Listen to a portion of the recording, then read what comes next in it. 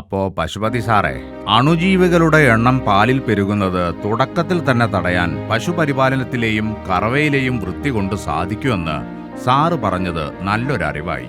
കുറച്ചൊക്കെ സൂക്ഷ്മജീവികൾ പാലിൽ കടന്നുകൂടുമല്ലോ. ഇതിനെ എങ്ങനെയാണ് മിൽമ നിയന്ത്രിക്കുന്നത്? കറന്നാലുടനെ എത്രയും പെട്ടെന്ന് പാല് തണുപ്പിക്കുക എന്നതാണ് ഇതിനുള്ള പോംവഴി. ഇതിനുവേണ്ടി മിൽമ ഒരുക്കിയ സംവിധാനമാണ് ബൾക്ക് മിൽക്ക് കൂളറുകൾ. ഇത് മിൽമയുടെ ക്ഷീരസംഘങ്ങളിൽ സ്ഥാപിച്ചിട്ടുണ്ട്. അപ്പോ കർഷകരിൽ നിന്ന് ശേഖരിക്കുന്ന പാല് അടുത്ത നിമിഷം മുതൽ സംഘങ്ങളിലെ കൂളറുകൾ വഴി തണുപ്പിച്ചു തുടങ്ങും. അതെ, എത്ര നേരത്തെ പാല് തണുപ്പിക്കുന്നോ അത്രയും നല്ലത്. കാരണം കുറഞ്ഞ ഊഷ്മാവിൽ ബാക്ടീരിയകളുടെ വളർച്ച മന്ദഗതിയിലായിരിക്കും. അതിനാൽ തന്നെ അവ പാലിലെ പോഷകങ്ങൾ ഭക്ഷിക്കുന്നത് അത്ര കണ്ട് കുറയുകയും ചെയ്യും. ഇങ്ങനെ പാല് ശീതീകരിക്കുന്നതിന്റെ മുഴുവൻ ചിലവും വഹിക്കുന്നത് മിൽമ തന്നെയാണ്. കരണ്ട് പോയാൽ പ്രവർത്തിപ്പിക്കാൻ ജനറേറ്ററും നൽകിയിട്ടുണ്ട്.